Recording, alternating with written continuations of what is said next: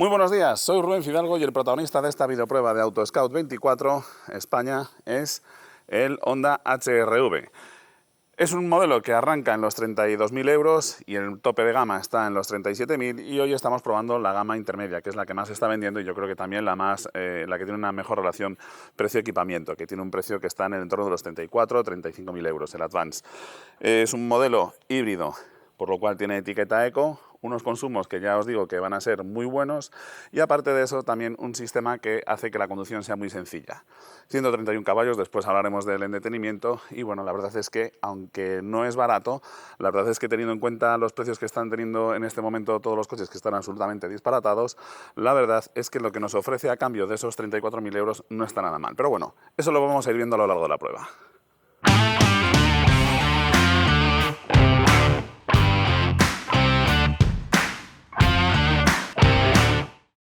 Empezando por lo que vemos, el diseño, la verdad es que el Honda HR-V no está nada mal. Es un coche que percibimos como un vehículo de última generación, moderno y tecnológico, con detalles como por ejemplo la parrilla delantera sin marco, que le da un aire pues eso, muy tecnológico y también aerodinámico, los faros full LED con asistente de luz de carretera, también tenemos faros antiniebla, y la verdad es que la iluminación es correcta, no es ni de las mejores ni de las peores que me he encontrado.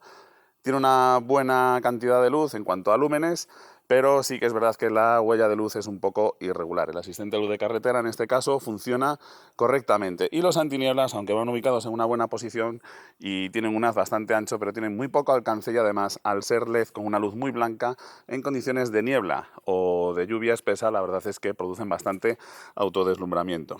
Los acabados y ajustes son muy buenos y, como digo, es un coche que se percibe pues eso, moderno y actual.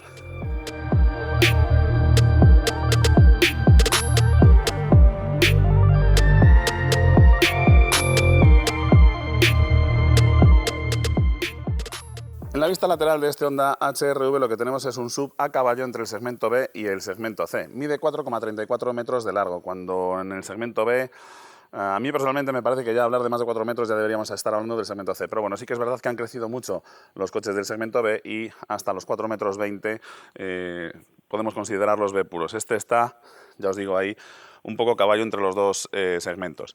Aunque se trata de un SUV, no es excesivamente alto, 1,58 m de alto. Tenemos en esta acabada Advance las llantas de 18 pulgadas calzadas con neumáticos de 225 milímetros de ancho. Son demasiado anchas, con unas 205 para 131 caballos iríamos más que servidos, y con mejores consumos y aerodinámica. Los acabados y ajustes de la carrocería son muy buenos. Tenemos las manillas de las puertas ocultas en el pilar, algo que se puso muy de moda allá por los años 90 gracias al Alfa Romeo 156. Esta línea tipo hatchback, y los pilotos traseros que, aunque muerden en el lateral del coche, solamente iluminan este trocito. La verdad es que podrían haber iluminado un poco más hasta el borde y hacer más visible el coche lateralmente. Para darle ese toque sub tenemos trucos como los pasos de rueda con ese marco en negro, que hacen que parezca que tenemos más altura libre de suspensión, cuando en realidad la verdad es que no tiene unos recorridos excesivamente largos, y aunque tiene esa apariencia, la verdad es que es un coche principalmente urbano.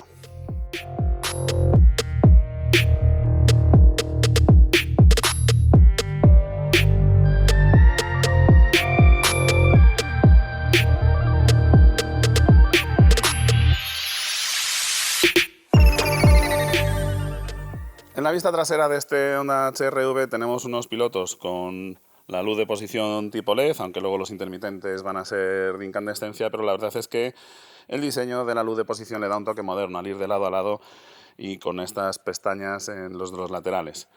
Se ve muy bien por detrás, la verdad, y a mí por la inclinación que tiene el portón trasero, esta nervadura aquí y los pilotos, me tiene un aire a la trasera del SEAT 127. La verdad es que, bueno, me recuerda a ese modelo clásico. Tenemos esta parte negra en el paragolpes para aligerar un poco la vista trasera, y la verdad es que las proporciones están bastante bien. Mide 1,79 m de ancho y 1,58 m de alto, con lo cual el coche se ve, pues bueno, bastante un coche serio, no el típico coche estrechito y demasiado alto. El portón me deja un acceso muy cómodo al maletero. Además tiene una solución muy inteligente, y es que la cortinilla se eleva con el maletero, de forma que no tengo que andar moviendo la cortinilla ni nada, y nos da acceso a un hueco de 335 litros de capacidad, con unas formas muy cúbicas, muy aprovechables, y además un sistema muy práctico que vais a ver ahora.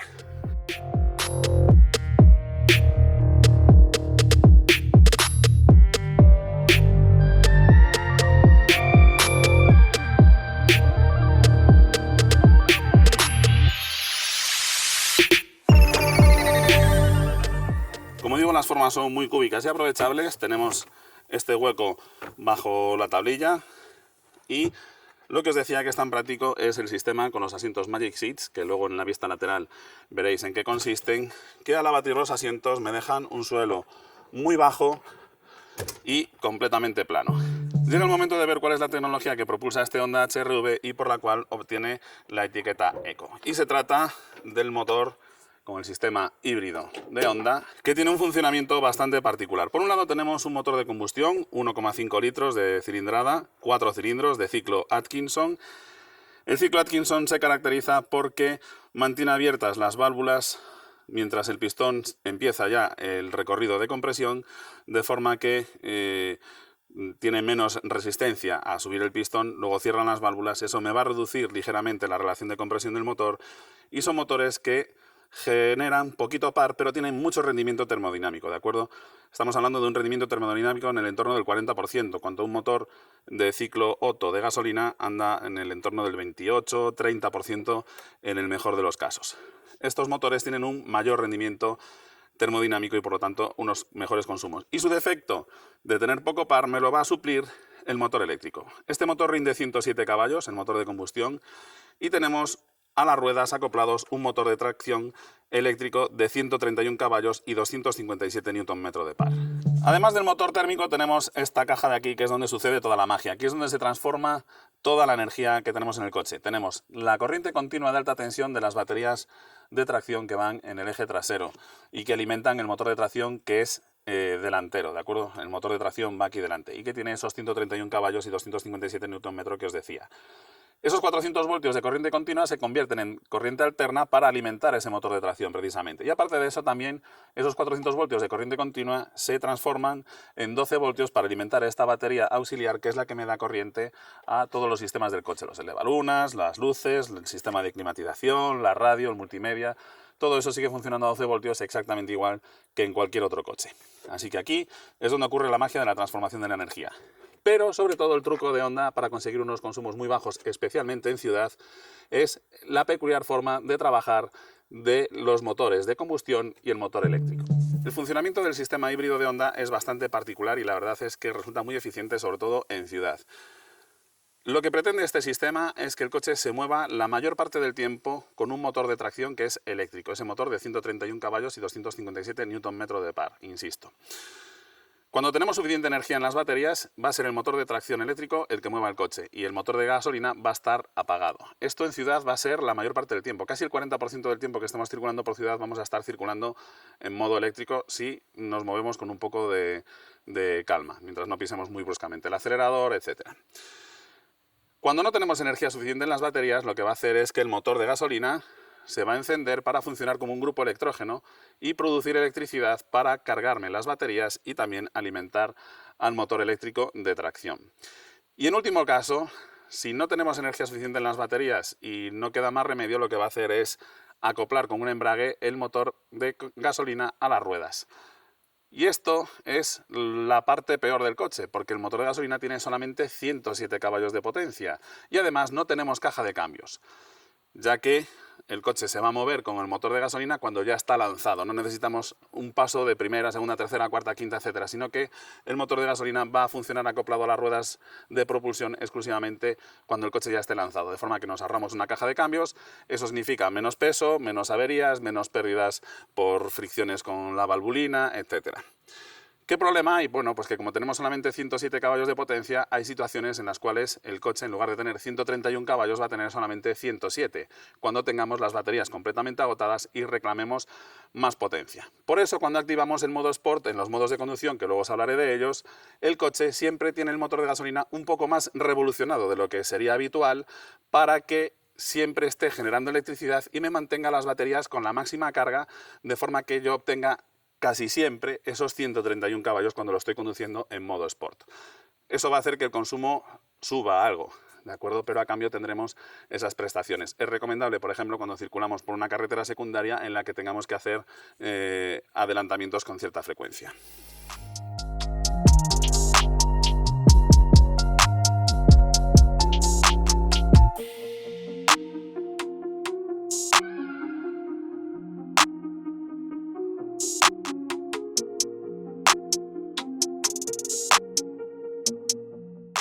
Al abrir las puertas, buenas noticias. Tenemos plásticos blandos, este mullido en el reposabrazos y buenos acabados. No me gusta mucho la idea de tener este negro piano al lado de los mandos de los elevalunas, porque es una zona que se raya bastante con las uñas y el negro piano es bastante sensible a las rayaduras. Los asientos sujetan muy bien el cuerpo, la verdad es que resultan cómodos y el interior acogedor.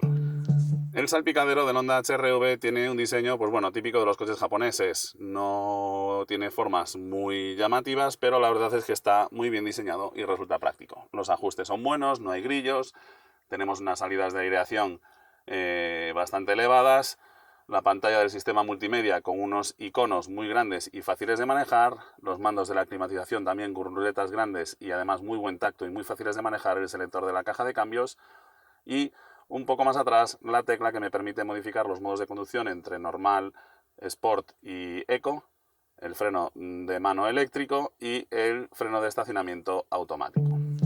Esta es la vista que tiene el conductor del Honda HR-V del puesto de mando. Como veis tenemos todos estos mandos muy fáciles de manejar, también el selector del cambio, la pantalla del sistema multimedia, las teclas de los mandos en el volante. Las únicas que nos quedarían un poquito a desmano son estas de aquí, pero no las vamos a utilizar demasiado, son básicamente la de el asistente de aparcamiento, la tecla esa con el circulito del coche que nos permite activar y desactivar los asistentes a la conducción, el portón trasero, el parabrisas,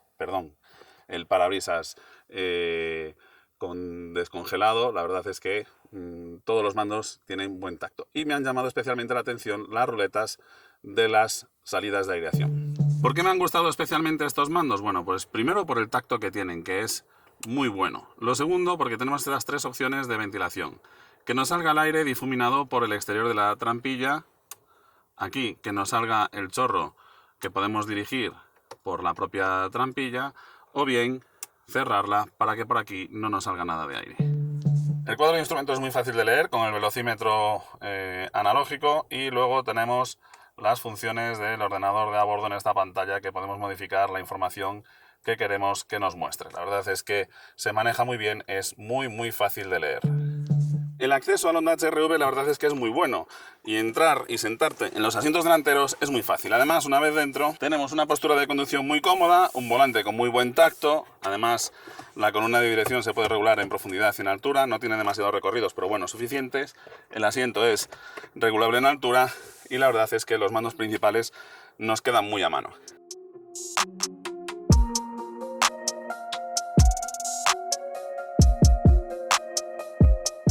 Al abrir las puertas traseras empezamos con los recortes y los pasajeros de segunda. Plásticos duros en este caso, eso sí, tenemos todavía acolchado el reposabrazos, el negro piano al lado del elevalunas, que no es demasiado práctico, salidas de aireación independientes para los pasajeros traseros, muchísimo espacio para las piernas, luego lo veréis, y el detalle que menos me gusta es que el cinturón de la plaza central viene desde el lado derecho molestando tanto al pasajero del lado derecho como al de la plaza central.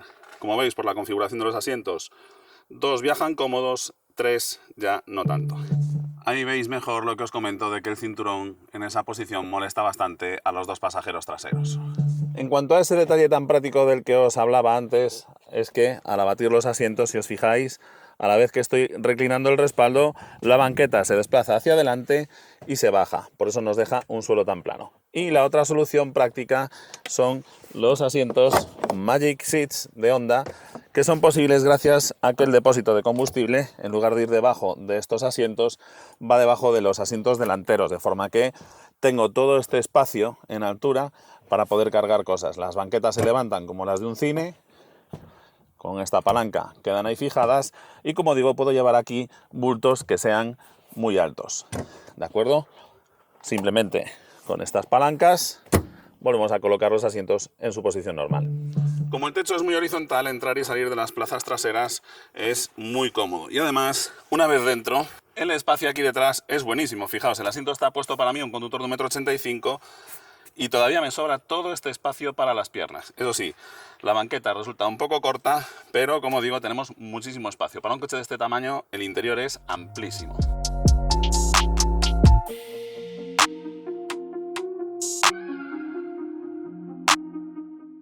Muy bien, lo hemos visto por fuera y por dentro, ahora falta conducirlo. Y antes de ponernos en marcha, que es algo tan sencillo como pulsar este botón, me gustaría recordarte que te suscribas al canal de AutoScout24 y que actives la campanita para estar al día de futuras videopruebas que iremos haciendo.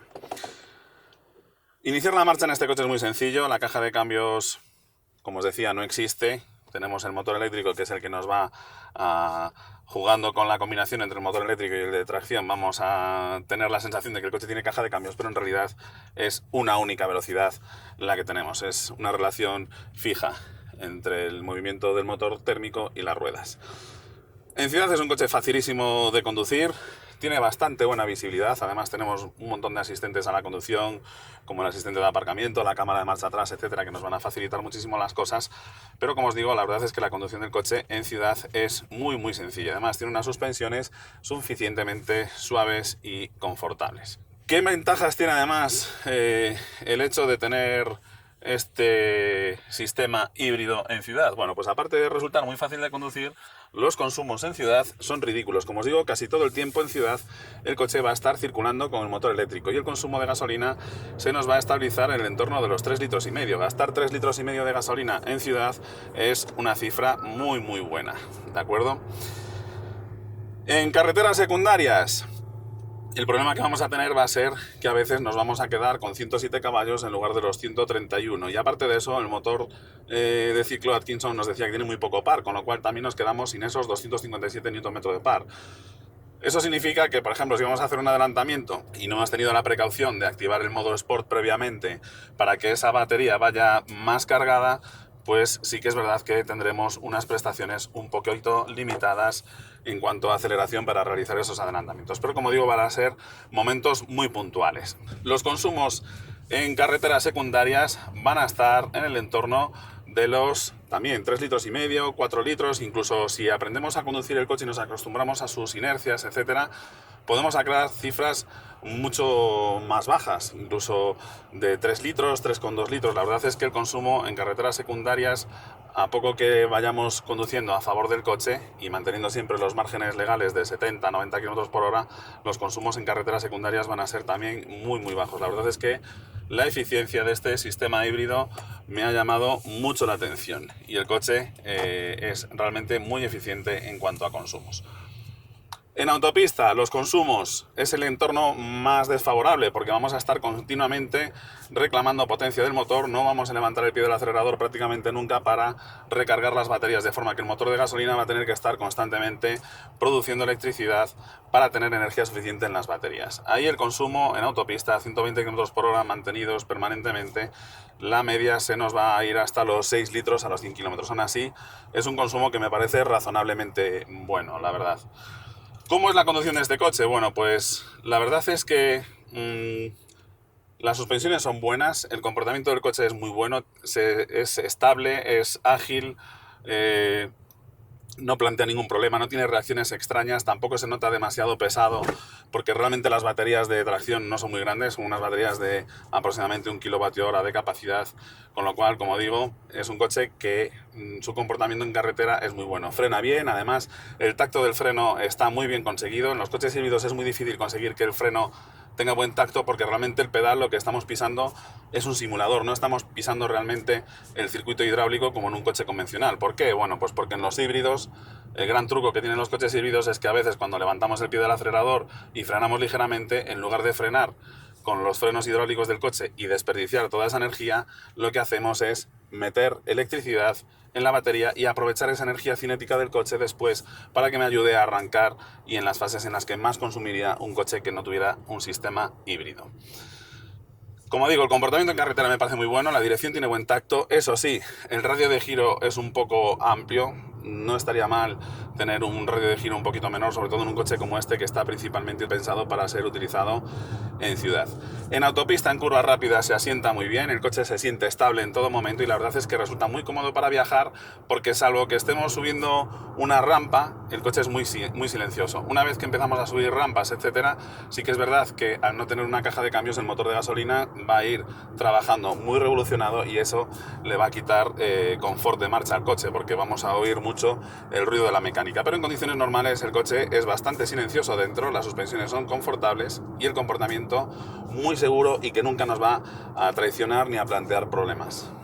Muy bien, ¿y qué tal en cuanto a equipamiento? Este, como digo, es el acabado intermedio. Personalmente me parece el más recomendable. El acabado superior tiene ya elementos que son más superfluos, que realmente no vamos a necesitar, pero este, que está en el entorno de los 34.000 euros, ya viene con un montón de asistencias a la conducción. Tenemos asistente de mantenimiento en el carril, alerta de colisión, con frenado de emergencia, alerta de tráfico cruzado trasero, control de crucero adaptativo, limitador de velocidad, en fin, la verdad es que el coche en cuanto a asistencias a la conducción está muy bien servido. También tenemos sensores de ángulo muerto, etcétera. La verdad es que, como digo, en cuanto a ADAS, asistentes avanzados en la conducción, está muy bien. En cuanto a confort, tenemos asientos regulables en altura, los Magic Seats, salidas de aireación para los pasajeros traseros, que no son habituales en el segmento B, aunque ya digo que este coche lo considero más casi un C que un B, la verdad, por el tamaño que tiene y la amplitud interior.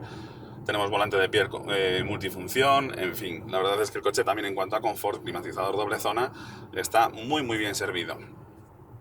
En cuanto a sistemas de conectividad, tenemos Apple CarPlay, Android Auto, las funciones de My Honda, en fin, también está muy bien servido en cuanto a conectividad, de forma que los tres pilares básicos del equipamiento, confort, seguridad y conectividad, están a un buen nivel. No es un coche barato, os decía al principio que 34.000 euros es mucho dinero por un coche que no deja de ser de una marca generalista y del segmento B. Pero teniendo en cuenta cómo están los rivales, la verdad es que tampoco me parece excesivamente caro. Por ejemplo, un Toyota Yaris Cross está en el entorno de los 32.000 euros y tenemos un coche con mucha menos habitabilidad que este y un equipamiento equivalente.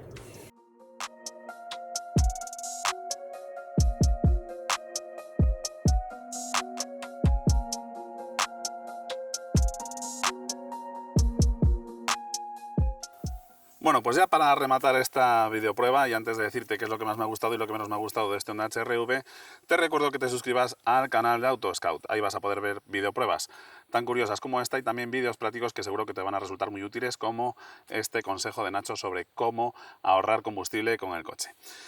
¿Qué es lo que más me ha gustado de este Honda HR-V? Bueno, pues me han gustado sus consumos, la verdad es que me parecen muy buenos. Me ha gustado también su amplitud interior, es excepcional. Es cierto que el maletero se queda un poco pequeño, pero bueno, tampoco es tan pequeño, con 335 litros. Y tenemos unas plazas traseras que ya quisieran para sí muchos coches del segmento C e incluso del segmento D. Y por último, lo que más me ha gustado de este Honda HR-V es que la verdad es que la calidad que vemos en el interior y también en los acabados, ajustes, etcétera, es muy buena. ¿Qué es lo que no me ha gustado del Honda HR-V? Bueno, pues no me ha gustado nada el cinturón de la plaza central trasera. No entiendo por qué a los japoneses les gusta tanto esa ubicación, o bueno, sí que lo entiendo. La verdad es que es mucho más barato encontrar un punto de anclaje lo suficientemente rígido aquí en este pilar, que ya es rígido de por sí, que tener que diseñar un soporte muy rígido en el asiento, lo cual aumenta el peso, etc. Lo segundo que menos me ha gustado de este Honda HR-V es que en carreteras secundarias o cuando subimos puertos de montaña, el coche, el motor de gasolina, va muy acelerado y se oye mucho en el interior. Y lo tercero que menos me ha gustado de este Honda HR-V es que los neumáticos de 225 milímetros de ancho son excesivos para un coche que tiene solamente 131 caballos. Me van a penalizar los consumos, me van a hacer al coche también ligeramente más incómodo. En fin, no tiene ningún sentido que este coche lleve unos neumáticos tan anchos. En fin, por mi parte nada más. Como siempre me despido de ti deseándote mucha suerte y hasta pronto.